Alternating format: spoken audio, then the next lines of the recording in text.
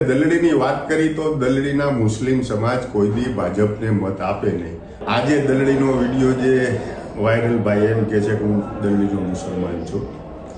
20-25 વર્ષ પહેલા એક દલડીમાં બનાવ બનેલો હતો કે વાઘાભાઈ કરીને જે માલધારી છે એની 20 થી 30 વિધર્મીઓએ ગાયોની હત્યા કરી નાખેલ હતી.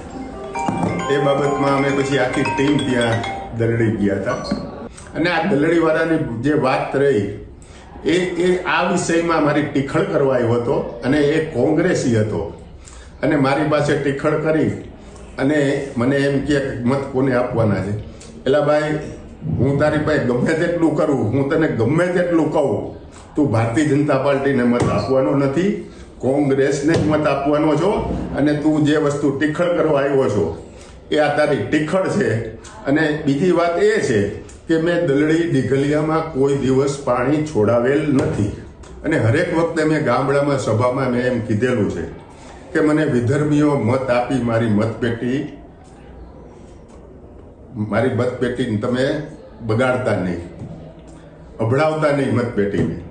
આવું મેં વારંવાર મારી સભામાં કીધેલું છે અને આજ પણ હજી હું કહું છું કે મારે તમારા મત જોતા 2.25 લાખ મતદારો આ વિધાનસભા વિસ્તારમાં હિન્દુ સમાજના છે.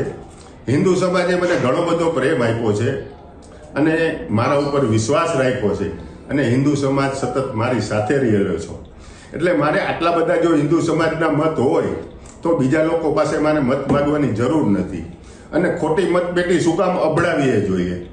કારણ કે મને જે લોકો કહી રહ્યા છે બજારમાં ઘણું બધું કહેતા હોય, કોઈ લોકો શેતાન કહેતા હોય, કોઈ લોકો સારા કહેતા હોય.